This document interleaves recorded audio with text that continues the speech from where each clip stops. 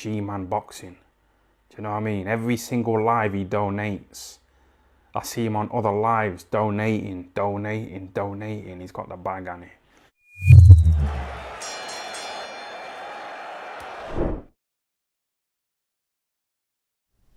Alright people, midweek report time. Bit late, I normally get this out on a Wednesday, but it's been it was actually a pretty crazy day yesterday, believe it or not. And today is Paddy's Day, so it's a bank holiday here in Ireland. It's a bank holiday tomorrow. I never celebrate Paddy's Day, to be honest. I don't really celebrate many holidays, to be honest. But I'll take the day off. I'll take that. So I have a chance. I've got some free time this evening. So we'll do this now. We'll get this up today at some point, and then obviously about 8 o'clock tonight, 8 o'clock, half 8, maybe about half 8, 8 o'clock, half 8. We'll do a just a quick little live stream for maybe an hour, and we'll just go over a few things about boxing.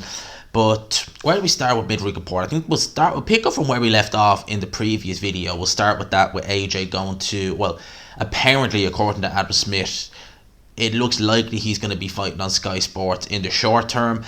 I would imagine for the foreseeable future. I would imagine, as I said, if AJ is to have in his career, just took a number, 5 or 6 more fights, just for argument's sake, I'd be very surprised if they aren't all on Sky Sports. I'm very surprised. It just, from a logic point of view, to me it just makes more sense. You know, it's a tried and tested platform. Can market it with football, can market it with darts. What I mean by that is market the boxing on those shows, and it just gets eyes and seats. I was seeing as well with Pro Bellum, like, people always kind of get it. People kind of get, you know, their wires crossed when they hear me talk about the zone, and they be like, "You want the zone to fail?" No, I've said this from the get go. I want the zone to succeed. I like the idea. Obviously, when the zone came about first, the concept was it was the end of pay-per-view. Certainly in America, with Canelo's next fight, that's going to be pay-per-view on the zone, and you're still paying the exact same amount, as far as I believe, even if you're not paying if you're buying it as a once-off, or if you're a member of the zone, it's essentially still the same, because it's $59.99 if you are a DAZN member, but your subscription is £20 anyway, so it's $79.99, and then it's a once-off $79.99. So it's basically the same both ways. But when DAZN started out, I liked the way that they were trying to get away from pay-per-view. I like the concept of DAZN. I've said it several times.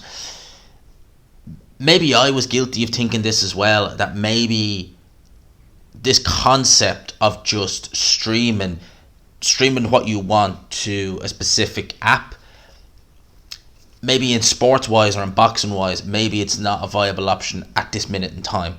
Because I look at apps like, I'll give you an example, right? There's a darts app. If you like darts, it's called, I think it's just literally PDC. Her and Eddie, Barry and Eddie are actually, Barry I think is the owner of the PDC, and I think Eddie Hearn is the managing director. Now, that app shows a lot of the tour events. So like, it would show like the behind closed door. They've always been behind closed door, by the way, a lot of the events that darts do, or their European tour events, which are, you know, in little smaller kind of fillers, you know, a couple of thousand fans every other weekend. They showed that on it, and I think it's quite cheap. I think it's only a couple of quid a month, it's only a couple of quid a month, and that does really well. But you got to remember, at the same time, PDC are on Sky, they're on ITV, so they're always there promoting it, if you know what I mean. It's always there. So they always have a main platform, and then they have their streaming platform, right? Whereas boxing, once Eddie Hearn left Sky, it's like, now we're on the zone, and that's it. So the marketing just isn't there. And as I said, I hope it does succeed. Like, you hear stories about the zone not doing well. Frank Warren in a recent Seconds Out interview, and Frank Warren interviews these days. One thing about Frank Warren, right? Horrible man. But his interviews are quite funny to watch. When he starts going in, it does be quite funny. Like, you do kind of have to laugh at it. And like, I've watched interviews with Frank Warren for years. Like, I used to like it I remember when Eubank went to ITV originally, and I think it was it might have been James Helder. I think he was still with IFL. He was at the time, or it might have been Coogan, one or the other. They interviewed Frank in the office, and he was going in on Eubank Jr. It was just after, I think, he was announced he was going to fight Quinlan.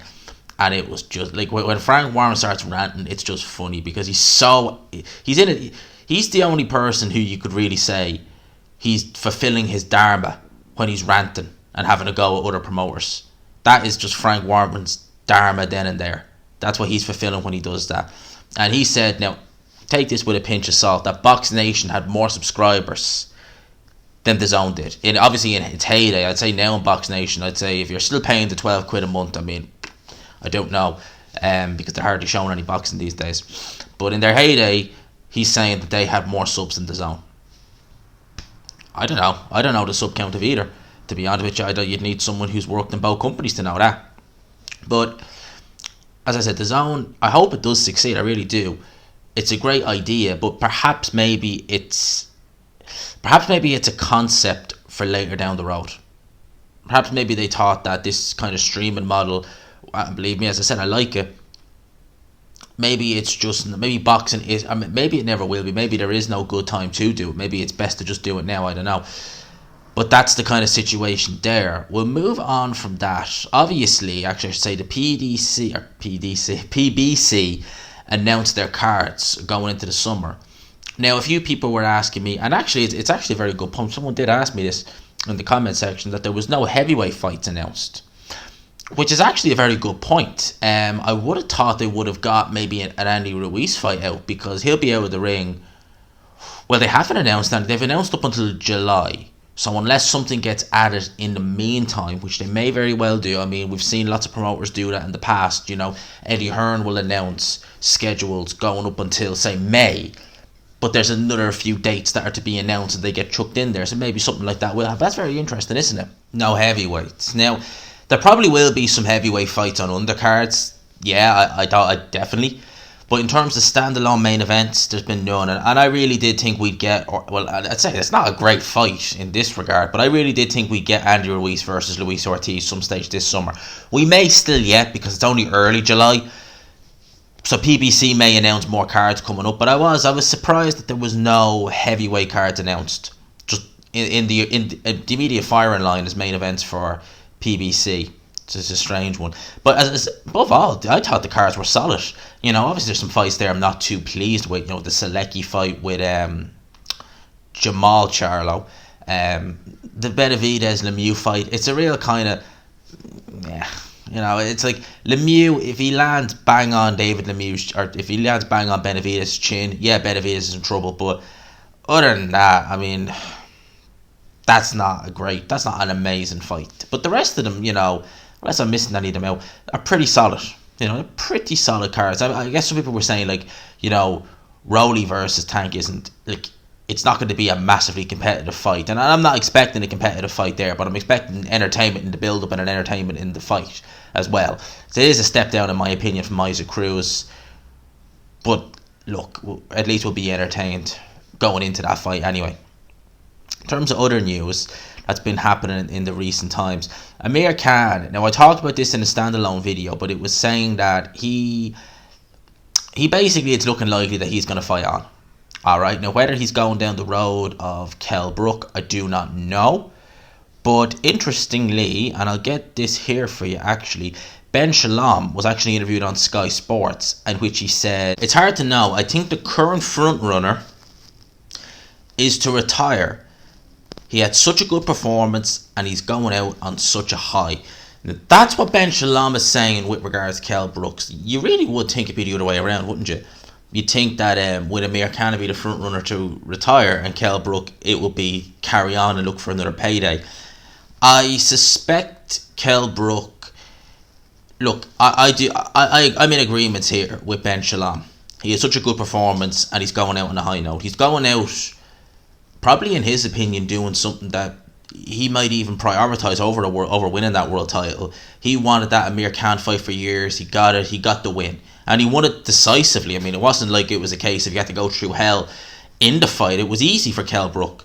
So in that regard, I think that it's a great way. It's a great way to live. It's a great way to say to boxing, see you later, I'm done. But having said that, at the same time, Kell Brook is probably waiting to see what Khan does, because Kell Brook is going to get well paid for a Khan rematch. There won't be the same demand on it, of course not. But I'm sure he'd probably think to himself, look, I'll beat you up again. That's fine by me. I will happily take that. It's fine by me. So we'll watch the space with Kell Brook. Eddie Hearn actually on his own boxing said that he now believes that George Kambosos Jr. will now face Devin Haney. Well, that was now faced. Kambosos didn't actually have a fight lined up, but Lomachenko was said to be the front runner. But it looks ever more likely now that it's going to be Devin Haney instead of Lomachenko, because they were the two main candidates. Let's be real. It was really between Loma and Haney who would get that fight. With Haney, it has the inset. Well, it's you could say undisputed, because Kambosos is the franchise champion. Haney's the it's a mess, but officially it'll be undisputed. Whoever wins that fight will be kind of, that's it, end of, and never dawn that. They have kind of silently got the franchise title kind of behind the scenes more, so you don't hear about it as much, but it's a really stupid idea. But Kambosos versus Haney, it's a good fight. I genuinely do think stylistically that it'd be, even though I think that Kambosos Haney is a more competitive fight, more winnable fight for Kambosos, I do think the Lomachenko fight stylistically actually would be a great watch. I think those styles would gel together beautifully. So again, we wait for the announcement, we wait to see what happens with Kambosos. June is the date that they were talking about having him fight in Australia. So we will watch the space very, very closely. Now here's a tongue twister, and it's a fight that I like Virgil Ortiz. I was going to enjoy watching him, but it's now said that, well, it's confirmed actually. I say now said, confirmed. Him versus McKinson off. Golden Boys announced that Ortiz has been diagnosed with. I'm trying to get my tongue wrapped around this. Radboud-Mollius.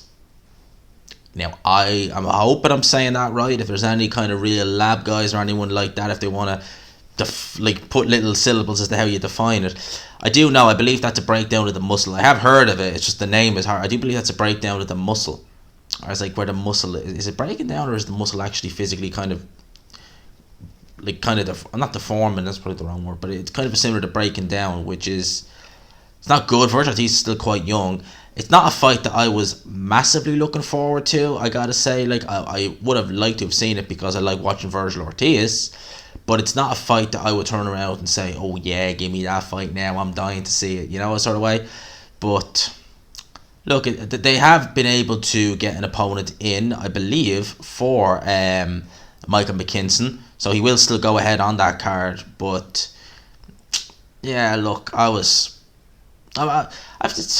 like watching Virgil Ortiz. He's one of my favourite fighters to watch, but that's not good though, what he was diagnosed with. That's not good at all, especially someone so young.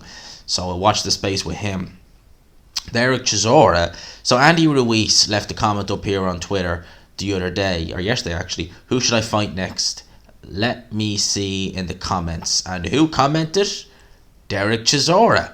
Want to come to London? # war. War Chisora against Andy Ruiz. I have make no doubt Eddie Hearn would love to do that fight. And to be honest with you, probably PBC wouldn't mind doing that fight either. Would they let Ruiz go and fight on the zone? That's the big question. Or would Derek Chisora just say to Eddie Hearn, the hell with you, I'm fighting him on PBC? Not going to happen, that fight. I doubt it anyway. I certainly doubt it. Certainly doubt that Al Heyman, I don't know if he'd be willing to let Ruiz travel even to the UK. Unless there was a major title on the line, but there certainly isn't. At this stage, you would favour Andy Ruiz. The reason I say you'd favour Andy Ruiz and you wouldn't outright pick him is because he's been very inactive over the last few years. He didn't look good against Chris Arreola. And Chris Arreola, you can say that Derek Chisora is shot to pieces. Well, I say shot to pieces. You could say he's definitely starting to show signs of being a shot fighter, certainly in the Parker fight. Arreola's been looking shot for years. He has been looking, against Wilder, that was nearly 6 years ago. He looked horrific. He retired after that fight. Chris Arreola looked terrible for years, but he was able to have a lot of success in there against Andy Ruiz. Chisora is put it like this, right? If Chisora fought Arreola next, we'd all pick Chisora, or the majority of us would pick Chisora quite comfortably to win that fight. So that one, to me, I would pick Andy Ruiz to win, and I don't particularly want to see Chisora take too many shots now at this stage, because he's getting hit a lot lately. But I don't see that fight as being a foregone mismatch. I actually can see that fight being quite entertaining, actually, to be honest with you. But I think that Ruiz, front foot counter puncher. I think he'd have no problem fighting Chisora, light him up with those quick hands. And, you know, Ruiz is not a devastating one-punch knockout puncher. Put it like this, I'd say Parker hits harder pound for pound than Andy Ruiz. I would say he does. So, Chisora might be able to take them shots, depend how much his chin's regressed following the Parker fight, because taking shots like that, if your chin's already on is not on unsteady legs at this stage, that might send it over the edge. Interview with TalkSport, Frank Warren. I was already talking about him earlier at the start of this, but let's carry it on. Has revealed they've now reached out to Anthony Joshua for a potential fight with Joe Joyce. We have made initial contact, but I don't think they will go with it. If they want it, they can have it. I think Joe would knock him out. A lot of people, I was actually quite surprised. It does to me show that a lot of people have lost a bit of confidence in Anthony Joshua over the last year or so. Is the amount of people I've seen picking Joe Joyce to beat Anthony Joshua in comment section of my video and other people's videos as well by knockout. Now, I don't doubt, in fact, not for 1 second would I ever think that if Anthony Joshua took a flush right hand from Joe Joyce, he'd walk through it. He wouldn't. He'd be in all sorts of trouble getting hit by Joe Joyce. But I see Joe Joyce against AJ. If that happened, I would pick AJ. I'd be very cautious about picking AJ because I wouldn't trust his chin or his how he is mentally in terms of coming off the loss to, well, even Ruiz. I mean, there's even scars from that. But I just think stylistically, like, Joe Joyce is so easy to hit. He's so big. He's so slow at times. Surely AJ will be able to tag him. And yes, Joe Joyce has proven to have a very good chin. But there's only so many. Not everyone is Mariusz Wach and can take right hands from Klitschko all night and somehow stay on his feet. I don't think Joe Joyce has a Mariusz Wach chin. I'm sure if he took enough right hands from AJ, there would be an effect. And eventually, your chin can be good, but it will get worn down, like a big hard rock. If you hit it enough times with a hammer, eventually you'll start to crack it. It might not crack completely, but eventually you'll show signs of damaging it. That's kind of how I see that fight going. Obviously, if AJ really can't put a dent in Joe Joyce and he really starts making AJ work at a frantic pace, well, it's all to play. Or if he lands, say AJ gets countered with a right hand, left hook or something like that, it's all to play for. But I would be leaning towards AJ. Quite a good bit to win that fight. So that's pretty much mainly what I have in this video to talk about for the midweek review on a Thursday. We're just starting at the end of the week, but hey, who's counting? It's a bank holiday, so we can get away with it. Hope you enjoyed the video. If you could, lads and lassies, smash the like button. We'll go live about 8:30 tonight, maybe somewhere in the middle and around then. But for now, I'll leave you with that. I hope you enjoyed the video. If you could, smash the like button to help your boy out. We're getting there, closer to 7K every day. For now, I'll talk to you. Peace.